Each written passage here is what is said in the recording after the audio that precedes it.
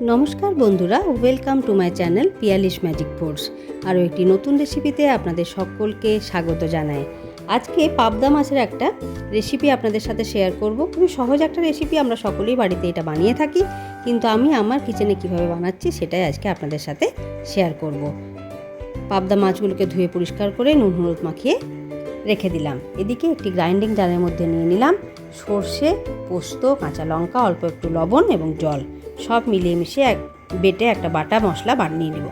দেখুন সুন্দরভাবে বাটা মশলা বানিয়ে নিলাম। একেবারে মিহিভাবে কিন্তু সর্ষে পোস্তটাকে কাঁচা লঙ্কার সঙ্গে বাটতে হবে, এবং সর্ষে বাটার সময় সব সময় খেয়াল রাখবেন অল্প একটু লবণ দিয়ে বাটলে সর্ষের যে তেতো ভাব সেটা কিন্তু থাকে না।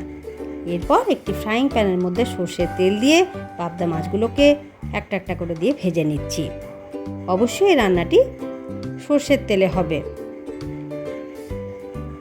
সর্ষের তেলেই এই রান্নার স্বাদ একেবারে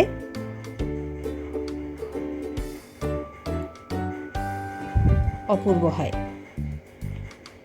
এইভাবে বাকি মাছগুলোকেও গরম তেলের মধ্যে দিয়ে দিলাম। মাছ ভাজার সময় সবসময় খেয়াল রাখবেন তেল যখন একেবারে ধোঁয়া ওঠা হয়ে আসবে তখনই কিন্তু মাছগুলোকে দেবেন, তা না হলে মাঝারি গরম তেলে যদি মাছ ভাজা হয় সেক্ষেত্রে কিন্তু মাছগুলো প্যানের তলায় লেগে যেতে পারে।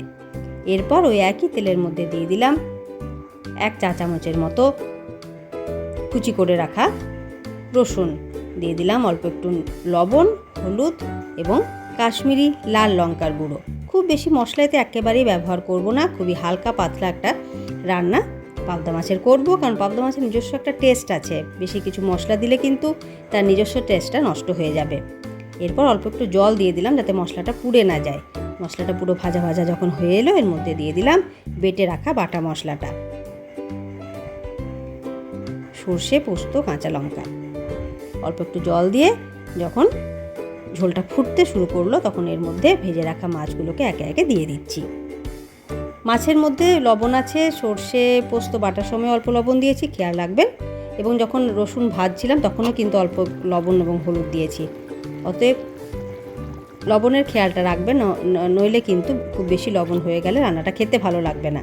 তাহলে এখানে সর্ষে পাবদা একেবারে আমাদের রেডি হয়ে গেল। দেখলেন খুব চটজলদি বানানো যায়, খুব বেশি মশলাও লাগে না, কিন্তু খেতে খুবই অপূর্ব লাগে। শেষে ধনেপাতা ছড়িয়ে পরিবেশন করুন গরম গরম সর্ষে পাবদা। অবশ্যই কিন্তু পাবদা মাছগুলি দেওয়ার পরে কম আঁচে লো হিটে ঢাকা দিয়ে 10 থেকে 15 মিনিট একদম হালকা আঁচে এটাকে ফোটাবেন, তাহলে কিন্তু মাছের কাতটা সর্ষের মধ্যে বেরিয়ে আসবে এবং খেতে খুবই অপূর্ব লাগবে। গরম গরম ভাতের সাথে একেবারে রেস্টুরেন্ট স্টাইল বা বিয়েবাড়ি স্টাইলে সর্ষে পাবদা একেবারে রেডি। দেখুন কি সুন্দর কালারটাও কিন্তু এসেছে, আর খেতেও কিন্তু খুবই অপূর্ব হয়েছিল।